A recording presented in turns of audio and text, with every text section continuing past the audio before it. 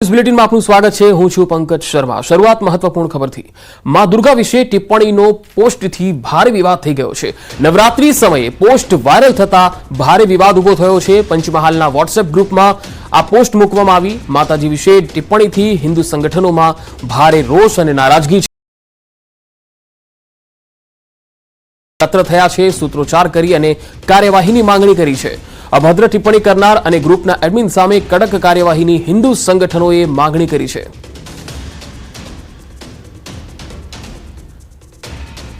તો માં દુર્ગા વિશેની ટિપ્પણીની પોસ્ટથી ભારે વિવાદ થયો છે। નવરાત્રી સમયે આ પોસ્ટ વાયરલ થતા ભારે વિવાદ થયો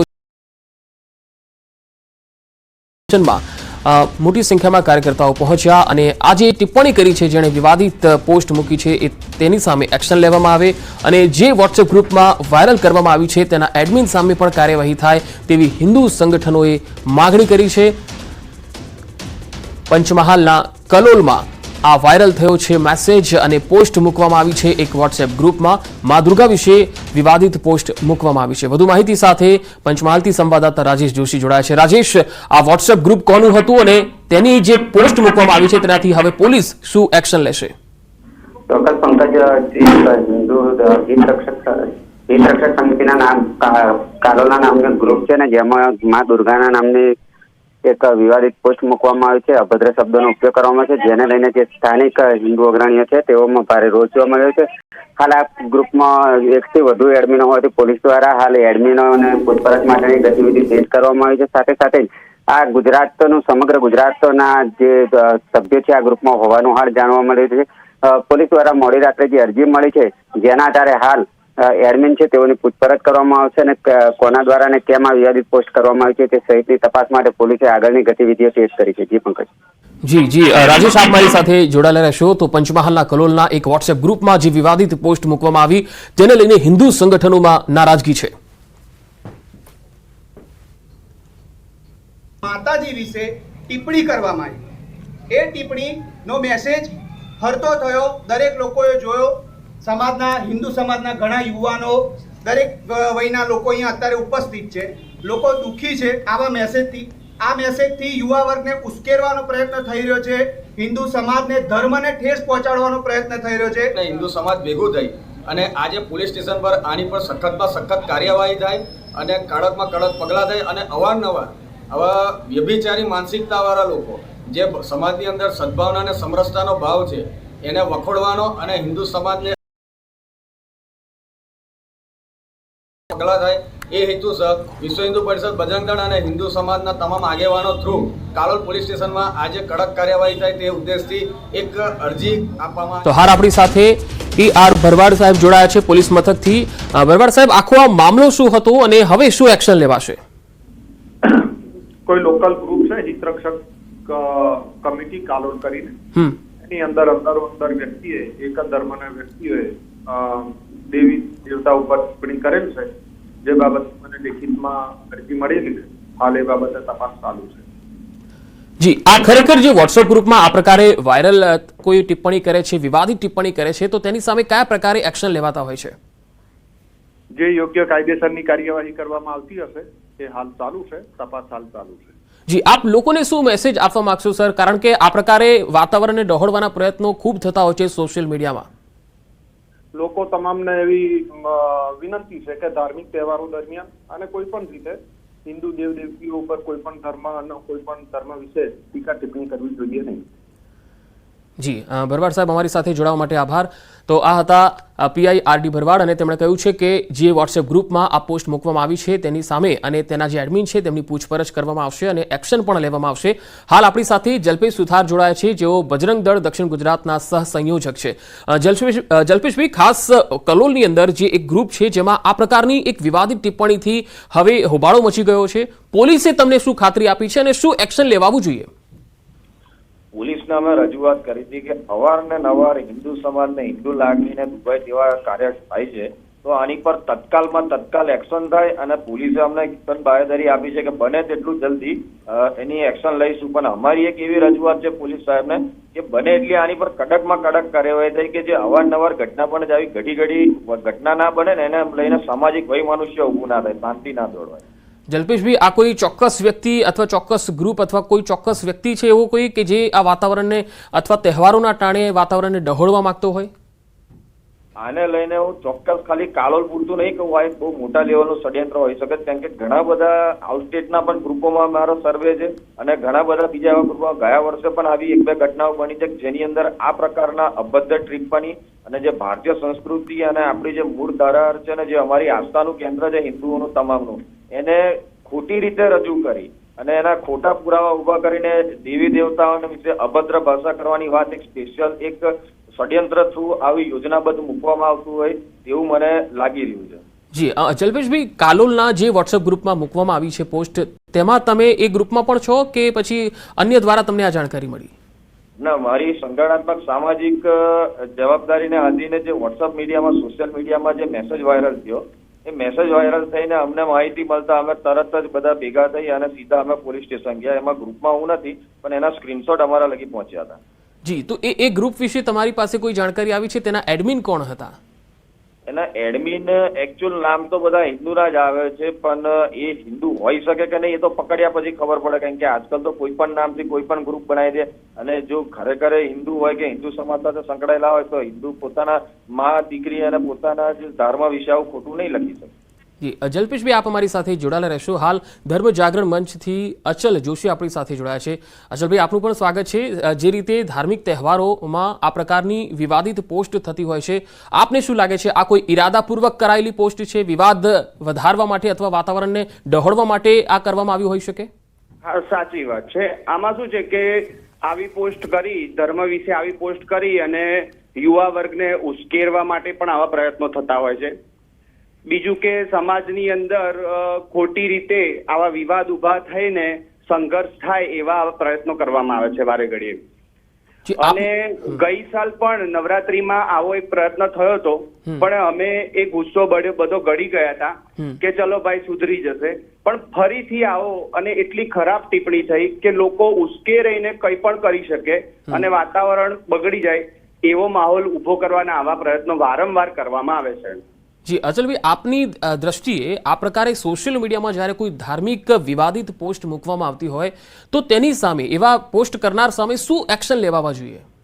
તરત એક્શન લેવા જોઈએ. જેટલી સમાજ વ્યવસ્થા બગાડવાનો જ પ્રયત્ન છે, કારણ કે હવે સોશિયલ મીડિયા એટલે નાગરિકનો અવાજ થઈ ગયો છે, સમાજનો અવાજ થઈ ગયો છે, તો એને પણ એટલું જ મહત્વ આપવું જોઈએ. સોશિયલ મીડિયા માટે અલગથી કાયદા પણ બનવા જોઈએ કે જેથી કરીને આવી અવ્યવસ્થા અને સમાજ વ્યવસ્થા તોડવાના પ્રયત્નો ના થાય અને સીધો જ કોઈના ધર્મમાં દખલગીરી કરીને આ તમારો ધર્મમાં આવું તમારા ધર્મમાં આવું આવા પ્રયત્નો થવા જ ના જોઈએ. આના માટે સરકારે યોગ્ય પગલા લેવા જ જોઈએ અને કડક પગલા લેવા જોઈએ. જી અચલભાઈ, આપ મારી સાથે જોડાયેલા રહેશું. જલ્પેશભાઈ, તમે જ્યારે પોલીસમાં રજૂઆત માટે ગયા અને કાર્યકર્તાઓ પણ પહોંચ્યા, તે વખતે પોલીસે શું ખાતરી આપી?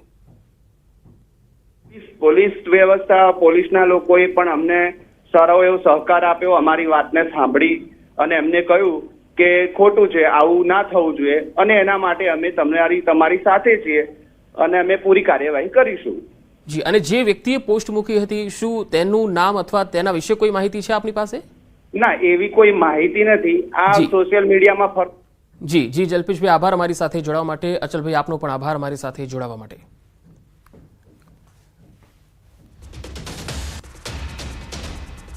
અને હાલ વડોદરાથી એક અપડેટ આવી રહી છે. વડોદરા એરપોર્ટને બોમ્બથી ઉડાવી દેવાની ધમકી મળી. ઈમેલથી આ એરપોર્ટને ઉડાવી દેવાની ધમકી મળી હતી. જોકે હરણી પોલીસ સ્ટેશન ખાતે ફરિયાદ નોંધવામાં આવી છે. એરપોર્ટના ઈમેલ પર ધમકી આપનાર શખ્સને શોધી કાઢવા પોલીસે કવાયત પણ શરૂ કરી દીધી છે. સાયબર ક્રાઇમ દ્વારા તપાસ શરૂ કરવામાં આવી છે. CISFના એડ્રેસ પર ઈમેલ આવતા એજન્સીઓ સતર્ક થઈ ગઈ, એક્શનમાં આવી ગઈ.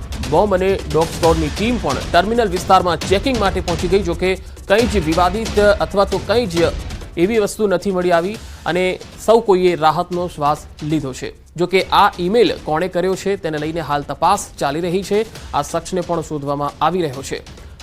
તો વડોદરા એરપોર્ટને બોમ્બથી ઉડાવી દેવાની ધમકી મળી, ઈમેલ થકી એરપોર્ટને ઉડાવી દેવાની ધમકી મળી. હરણી પોલીસ સ્ટેશન ખાતે ફરિયાદ નોંધાઈ છે. એરપોર્ટના ઈમેલ પર ધમકી આપનાર શખ્સને શોધી કાઢવા પોલીસે કવાયત પણ શરૂ કરી દીધી છે. જોકે એરપોર્ટ પરથી કંઈ જ વાંધાજનક મળી આવ્યું નથી.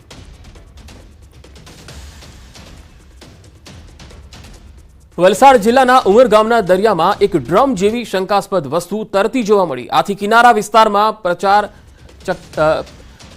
વિસ્તારમાં ચકચાર મચી ગઈ છે. આ અંગે પોલીસને જાણ કરાતા નારગોલ પોલીસની ટીમ અહીંયા દોડતી થઈ ગઈ. દરિયા કિનારે જઈ પોલીસે દરિયામાં તરતી દેખાતી આ શંકાસ્પદ વસ્તુ અંગે જાણવા પ્રયાસ કર્યા. જોકે દૂર હોવાથી બોટની મદદથી પોલીસ આ શંકાસ્પદ વસ્તુ સુધી પહોંચી શકી નહીં. આ ભારે ભરખમ વસ્તુને ખેંચી અને કિનારા નજીક તેને ભારે જહેમતે લાવવામાં આવી. આ શંકાસ્પદ વસ્તુ મોટી સાંકળથી બાંધેલી જોવા મળી હતી. જોકે આ વસ્તુમાં શું છે તે અંગે જાણવા પોલીસની ટીમ FSLની ટીમને પણ જાણ કરી છે. અગાઉ પણ અનેક વખત દરિયામાં જહાજોમાંથી છૂટા પડી ગયેલા આવા અનેક સામાન તરતા કિનારા સુધી આવી પહોંચ્યા હોય એવા બનાવ બની ચૂક્યા છે. વધુ માહિતી સાથે વલસાડથી સંવાદદાતા ભરતસિંહ વાઢેર જોડાયા છે. ભરત, આ શંકાસ્પદ વસ્તુ અંગે તપાસ અધિકારીઓ શું કહી રહ્યા છે? જી બિલકુલ પંકજ, અત્યારે તો આ વસ્તુને છે એ ઉમરગામના દરિયા કિનારા પર લાવવામાં આવી છે અને ત્યારબાદ મરીન પોલીસ અત્યારે વિશેષ આમાં તપાસ કરી રહી છે. સાથે જ FSLની ટીમની પણ મદદ લેવામાં આવી છે. હજુ સુધી આ વસ્તુ અંગે કંઈ જાણવા નથી મળ્યું. વજનદાર હોવાથી અને સાથે મોટી સાંકળ બાંધેલી હોવાથી પોલીસ દ્વારા અત્યારે FSLની રાહ જોવાની મદદથી આ રીતને તપાસ કરવામાં આવી રહી છે. પંકજ, આપને જણાવું કે અગાઉ પણ વલસાડ જિલ્લાનો જે 70 કિલોમીટરનો દરિયા કિનારો છે, આ દરિયા કિનારા પર અનેક વખત આવા શંકાસ્પદ સામાનો મળતા આવ્યા છે, જે મોટે ભાગે જે જહાજો દરિયામાં હોય છે ત્યાંથી છૂટા પડી ગયેલા કે ત્યાંથી એ જહાજોના સામાન છે એ સામાનો આ રીતના દરિયામાં તરતા બહાર આવે છે અને ત્યારબાદ કિનારા વિસ્તાર સુધી. જોકે હજુ સુધી એવા કોઈ મોટા શંકાસ્પદ સામાન હાથમાં નથી આવ્યો, પરંતુ આજે છે આ બનાવ અંગે મરીન પોલીસે તપાસ હાથ ધરી છે. જી ભરત, આભાર માહિતી આપવા માટે. વડોદરા પોલીસને પડકાર ફેંકતો એક વિડીયો વાયરલ થયો. ઓપી રોડ પર એક્ટિવા પર યુવકોએ જોખમી સ્ટન્ટ કર્યા. એક્ટિવા પર 4 થી વધુ લોકો સવાર હતા. આ તસવીરો જુઓ. એક્ટિવા પર બંને સાઈડ પર ઊભા રહી યુવકોએ સ્ટન્ટ કર્યા. મુખ્ય માર્ગ પર યુવકોએ બેફામ સ્ટન્ટ કરી અને લોકોના જીવને જોખમમાં મૂક્યા. મોડી રાત્રે આવા સ્ટન્ટ કરતા યુવકોમાં પોલીસનો કોઈ જ ડર રહ્યો નથી.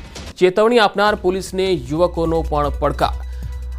ન્યૂઝ 18 સવાલ ઉઠાવી રહ્યું છે, કારણ કે નબીરાઓને શું પોલીસનો ડર હવે નથી રહ્યો? કારણ કે વારંવાર આ પ્રકારે જોખમી સ્ટન્ટ કરતા યુવાઓના વિડીયો સામે આવી રહ્યા છે. કેમ કરે છે આવા જોખમી સ્ટન્ટ યુવાઓ? અને તેમના પરિવારજનો પણ આવા પોતાના જે બાળકો છે, આવી મનોવૃત્તિના જે બાળકો છે, તેને કેમ નથી સમજાવી રહ્યા? સવાલ એ ઉઠી રહ્યો છે કે આવા સ્ટન્ટ સામે ક્યારે લગામ આવશે? શું નબીરાને નાથનાર હવે કોઈ નથી? વધુ માહિતી સાથે વડોદરાથી હાર્દિક દીક્ષિત જોડાયા છે સંવાદદાતા. હાર્દિક, આ જે વિડીયો છે એ ક્યારનો છે અને પોલીસના ધ્યાનમાં આવ્યો છે ખરો? કોઈ એક્શન લેવાશે? બિલકુલ જી પંકજ, જો ઘટનાની વાત કરવામાં આવે તો વિડીયો જે છે તે પરમ દિવસ રાતનો છે. અટલ બ્રિજ જે છે ઓલપાદરા રોડ પર આવેલો છે, ત્યાંની આ ઘટના છે. અહીંયા આ બાબત ગંભીર એટલા માટે કહી શકાય કે નવરાત્રીના આગલા દિવસે જ વડોદરા શહેર પોલીસ કમિશનરે જે નાગરિકો છે, ખેલૈયાઓ છે, તેમને સ્પષ્ટ સૂચના આપી હતી કે અછાગતું વર્તન જે છે તે કોઈના દ્વારા કરવામાં આવશે તો કડક કાર્યવાહી કરાશે. ત્યારે પોલીસ કમિશનરની ચેતવણી બાદ પણ જે યુવકો છે તેમના દ્વારા વડોદરા શહેર પોલીસને ખુલ્લો પડકાર જે છે તે ફેંકવામાં આવ્યો છે. આ દ્રશ્યો જોઈ શકાય છે કે ઓલપાદરા રોડ પર જે અટલ બ્રિજ છે તેની નીચેથી જે એક્ટિવા સવાર યુવકો પસાર થઈ રહ્યા છે. 1, 2 નહીં, 3 નહીં, પરંતુ 5 યુવકો જે છે તે એક્ટિવા પર સવાર થઈ જાય છે. 2 યુવકો તો એ હદે એક્ટિવા પર બેઠા હતા કે બંને તરફ ઉભા થઈ ગયા હતા અને જોખમી રીતે સ્ટન્ટ જે છે તે કર્યો હતો અને આસપાસ જતા જે લોકો છે તેની અંદર દહેશતનો માહોલ જે છે તે ઉભો કર્યો હતો. આ યુવકો છે કે કોઈ અકસ્માત થઈ ગયો હોય તો એના માટે જવાબદાર કોણ તે સૌથી મોટો સવાલ છે. બીજી પંકજ વાત કરીએ તો વડોદરા શહેર પોલીસ એવો દાવો કરી રહી છે કે નવરાત્રી દરમિયાન પોલીસ જે છે સતત પેટ્રોલિંગ કરી રહી છે. દરેક 4 રસ્તા પર પોલીસનો બંદોબસ્ત હોય છે. તો પછી જ્યારે આ સ્ટન્ટ કરવામાં આવ્યો એ સમયે વડોદરા શહેર પોલીસ ક્યાં ગઈ હતી તે સૌથી મોટો સવાલ જે છે તે અહીંયા ઉભો થઈ રહ્યો છે. આ વિડીયો વાયરલ થઈ રહ્યો છે ત્યારે હવે વડોદરા શહેર પોલીસ દ્વારા આ યુવકો સામે કયા પ્રકારની કાર્યવાહી કરવામાં આવે છે તે જોવું રહ્યું. પંકજ જી હાર્દિક, આભાર માહિતી આપવા માટે.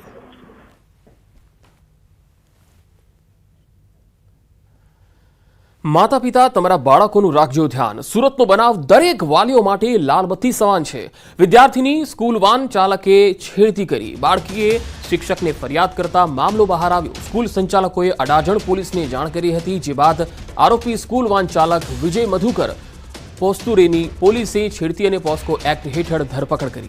આરોપી સ્કૂલ વાહન ચાલક 2 સંતાનોનો પિતા છે. 3 ઓક્ટોબરે નોરતા શરૂ થતા સ્કૂલમાં ગરબાનો પ્રોગ્રામ હોવાથી 17 વર્ષની તરુણી ટ્રેડિશનલ ડ્રેસમાં ઘરેથી સવારે થઈ અને સ્કૂલ વાનમાં બેઠી હતી, જ્યાં વાનના ચાલકે વિદ્યાર્થિનીને અડપલા કરી ફોટો પાડવા કોશિશ કરી હતી.